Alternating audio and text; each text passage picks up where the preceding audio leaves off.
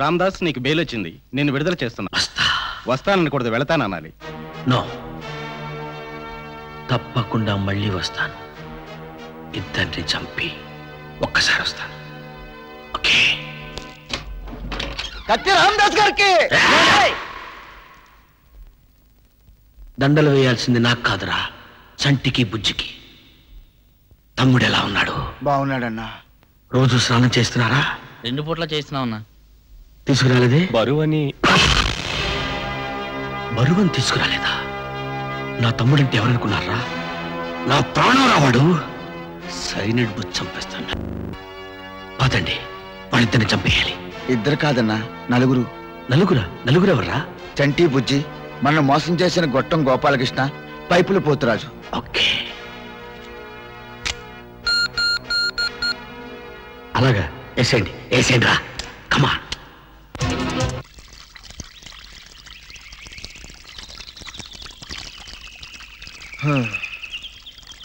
అంతా మన జంబలహాట్. 50 లక్షల డబ్బుతో ఇలాంటి ఇంటికి ఓనర్ అవుదామనుకున్నా కానీ ఇలా తోటమాలిని అవుతారనుకోలేదు. ఆ 50 లక్షలు మనం దొంగతనం చేసిన డబ్బురా. ఆ డబ్బు మనది కాదు, మనకు దక్కదు. అయినా బుజ్జి, డబ్బుతో వస్తువులు కొనొచ్చు, ఇళ్లు కొనొచ్చు. బేబక్క లాంటి మంచి మనిషిని కొనలేవరా. నిజంగా ఇలాంటి అక్కాబావ మనకుంటే మనం ఇలా ఆవారగాళ్ళ తయారయ్యే వాళ్ళమే కాదు. హలో,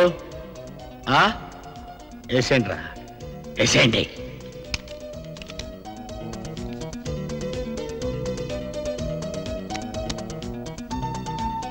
అన్నా, తమ్ముడాడు షో. తమ్ముడు, నువ్వే నెగ్గానన్నా. ఎస్, నువ్వు నెగ్గావు. రే, నా తమ్ముడు నెగ్గారా. నా తమ్ముడు సక్సెస్. ఎస్ నాన్న, ఎప్పుడు నువ్వే నెగ్గుతూ ఉండాలరా. టేక్ దిస్ అమౌంట్, తీసుకురా. తమ్ముడు. తమ్ముడు,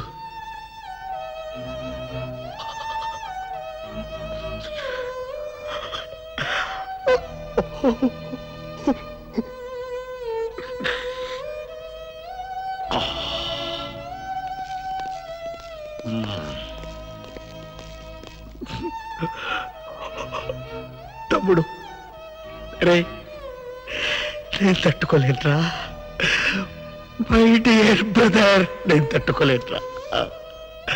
నిన్ను చంపిన ఆ చంటి పుచ్చిగాడిని చంపే వరకు నేను. అన్నా, జాతకాల శాస్త్రి వచ్చాడు. రమ్మను. వచ్చాడా? రమ్మను. నమస్కారం అండి. కూర్చో.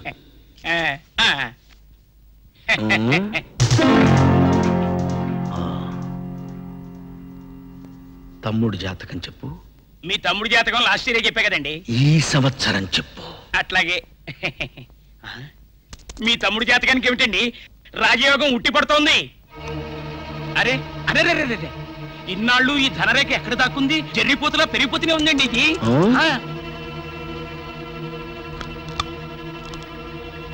పెళ్ళొద్దంటావా? పెళ్ళా? మీకు ఆ డౌట్ ఎందుకు? పెళ్ళే కాదండి, 2 సెటప్లు కూడా.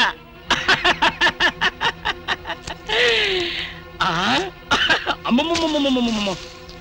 అరే రే రే, పిల్లలు పుడతారా? పిల్లలా? కనీసం 4 పిల్లలు. ఆయుష్ ఎంత? ఆయుష్ 90 ఏళ్ళు. 90 ఏళ్ళు, 90 years. లే, లేరా.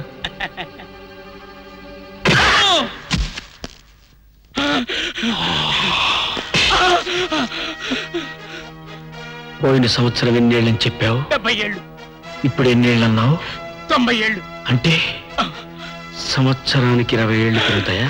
అంటే నిజం చెప్పాలంటే బతికేది 60 ఏళ్లే. మీ మెప్పు పొందాలని ఓ 10 ఏళ్ళు కలిపా. 60 ఏళ్ళు ఖచ్చితంగా బతుకుతాడంటావా? ఖచ్చితంగా బతుకుతాడు. మీ మీద ఒట్టు.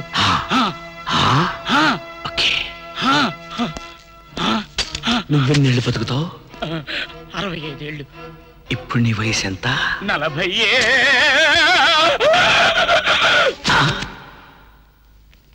ఇదేంట్రా తుపాకీ చుడగానైపోయాడు? డెడ్ బాడీ తీసుకెళ్ళండి రా. తమ్ముడిది కాదు బే. రండి. మిమ్మల్ని ఇక్కడికి ఎందుకు తీసుకొచ్చానో తెలుసా? రేపటి నుంచి మీరు ఇక్కడ ఉద్యోగాలు చేయాలి. మేమా? ఏ ఉద్యోగాలు చేయరా? అది కాదు సార్, మా కోసం మీరంత శ్రమపడి. Non sense. ఇందులో శ్రమే ఉంది. మీరంటే నాకు అభిమానం అంతే. చాలా థ్యాంక్స్ అండి. ఎందుకో కనీసం మీరైనా మమ్మల్ని అర్థం చేసుకున్నారు. చూడండి, నేను మీలాగే అనాథని. నా కన్నతల్లి ఎలా ఉండేదో నాకు తెలియదు. నా 16వ ఏట మా నాన్న పెట్రోల్ పోసుకుని తగలబెట్టుకున్నాడు. ఆ విధంగా నాకు తల కురిపెట్టే అవసరం లేకుండా పోయింది. కానీ నేను పట్టుదలగా చదివాను, బ్యాంక్ ఆఫీసర్ అయ్యాను. మీ పుణ్యమాని అది పోయింది. I'm sorry. తప్పు చేసింది మేము, సారీ చెప్పేది మీరా? బాగుంది సార్. చూడండి, మీరిద్దరూ మంచి ఉద్యోగాల్లో సెటిల్ అయ్యి పెళ్లిళ్ళు చేసుకుని పండి సార్. పెళ్లి పేరు చెప్తే అలా సిగ్గుపడతావేమిటయ్యా? వీడు ప్రేమించిన నేపాలి జంబలహాడు ఎలాగూ సిగ్గుపడదు సార్. అందుకని అప్పుడప్పుడు వీడే సిగ్గుపడుతుంటాడు. నేపాలి పిల్ల అయినా పర్వాలేదు. ఆ పిల్లతో పెళ్లి జరిపించే పూచి నాది. ఆహా, మా చంటిగాడు పెళ్లి కొడుకాయనే, మా జంబలహాటు పెళ్లి కూతురాయనే. ఊటీ నుంచి కోటి వరకు, సంజీవయ్య పార్కు నుంచి జురాసిక్ పార్క్ వరకు చెట్టా పట్టాలేసుకుని వెళ్ళిరండి. వెళ్ళరా? నేనైతే అనేశాను. వీళ్ళెలా వెళతారబ్బా? ఏదో దూర బంధువు కదా అని చేరదీశాను. నీ గురించి నాకు పూర్తిగా తెలిసిందే. చిత్ర చావు కారణం ఎవరో కూడా నాకు బాగా తెలుసు. ఏడుపెందుకు? సానుభూతిగా, పాప భీతిక? బాబాయ్, దేవుడు నీకు మాట ఇవ్వలేదని నాకు తెలుసు. కానీ మనసు కూడా ఇవ్వలేదని ఇప్పుడిప్పుడే తెలుసుకుంటున్నాను.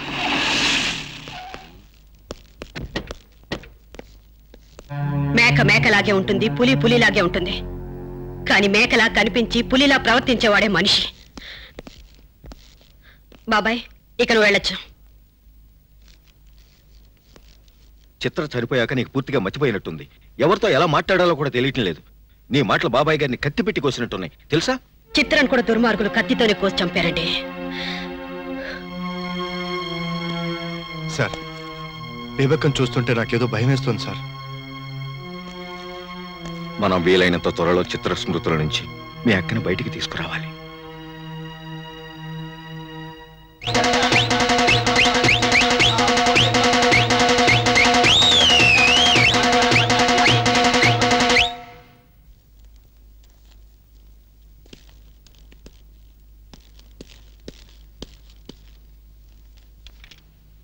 ఎండెలా ఉంది? మండిపోతుందన్నా. తమ్ముడు గుడిగెందుకు పట్టుకోలేదు? వెళ్ళు. మార్చ్. మన జీవితం మనం మంచి వాళ్ళని బేబకు గుర్తిస్తే ఈ జన్మకి చాలు. అంతే అంతే. డబ్బులు సౌండ్ ఏదో సౌండ్ ఎదురొస్తుంది. దానికి ఎదురుగా వెళ్తే మంచిదంట. పోతారా సార్? శవాన్ని చాలా వెరైటీగా తీసుకెళ్తున్నారు సార్. అవునరా, నేనేం చేసినా వెరైటీగానే ఉంటుంది. పాపం పసి వయసులో ఉంది. ఎలా పోయాడు సార్? మాటరా మానభంగమా సార్? మర్డర్. మాటరా? ఎవడైనా సరే వాడిని మాత్రం మీరు వదలొద్దు సార్. వాడిని మర్డర్ చేయండి. చెప్పండిరా, ఎలా చంపాలి? చేతిలో తుపాకీ ఉందిగా, బుల్లెట్లతో తూట్లు పడవండి. బుల్లెట్లతో తూట్లు తూట్లు తూట్లు పొడిచి చంపేస్తాను. I will kill them like that. Okay? తమ్ముడు, వీడేవాడు ఎప్పుడు ఇలా విచిత్రంగా మాట్లాడు. కళ్ళద్దాలు తీసి చూడరా. నిన్ను చంపిన వాళ్ళని తూట్లు తూట్ల కింద కాల్చి ముక్కల ముక్కల కింద నరికేస్తాను రా. నవిలి మింగుతా. కమాన్.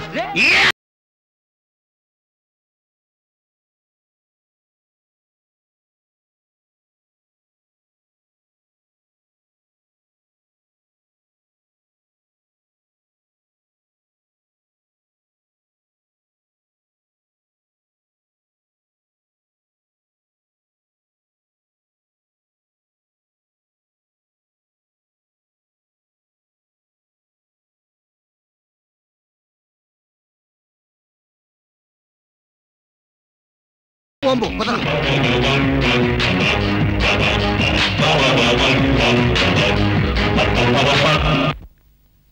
ఏమిటి ఆనంద్ ఇలా వచ్చావు? నేనే రమ్మని కబురు చేశాను. దేనికి? సంబంధం మాట్లాడటానికి. ఎవరికి? చంటితో ఆనంది పెళ్లి చేయాలని డిసైడ్ చేశాం. సబాష్, మీరే దగ్గరుండి మరో ఆడపిల్ల గొంతు కోయిద్దాం అనుకుంటున్నారా? పిచ్చి పిచ్చిగా మాట్లాడుకు. ఆనంది చంటి ఒకరినొకరు ప్రేమించుకున్నారు. అసలు చంటి గురించి నీకేం తెలుసు? చంట అంటే నాకు ఇష్టం, అతన్ని ప్రేమిస్తున్నాను అంతే తెలుసు. ఏం చూసి అతన్ని ప్రేమిస్తున్నావు? ఏం చూసి ఏది నచ్చి అంటే నేనేదని చెప్పలేనమ్మా. నేను చెప్తాను. అతను చెప్పే అబద్ధాలు నచ్చి, అతను చేసే దొంగతనాలు నచ్చి, అతను వేసే వేషాలు నచ్చి. చూడు, నీకు చంటి బుజ్జిల మీద కోపం ఉండటం సహజమే, కానీ చచ్చిన పాముల్ని మళ్ళీ మళ్ళీ చంపుతావెందుకు? చచ్చిన పావునైనా సరే నాకు ఇంట్లో పెట్టుకోవడానికి ఏమాత్రం ఇష్టం లేదండి. నీకు ఇష్టం లేకపోతే వాళ్ళ పెళ్లికి రావటం మానే, అంతేగాని ఆనందని అనవసరంగా బెదరగొట్టుకో. చూడానండి, చెప్తున్నా వినకుండా నిప్పును ముట్టుకుంటున్నావు. తర్వాత నీ ఇష్టం. అమ్మగారు, మేం పెద్దగా చదువుకోలేదు, బతుకు పట్ల పెద్దగా ఆశలు కూడా లేవు. ఊరు కాని ఊరు వచ్చే భాష రాని చోట ఎలాగూ బతికేద్దామని వచ్చాను. మేం నీతిని నిజాయితీని నమ్ముకున్న వాళ్ళం. మీరంటే నాకు చాలా ఇష్టం అమ్మగారు, కానీ చంటంటే అంతకన్నా ఇష్టం. ఆనంది, ఆనంది,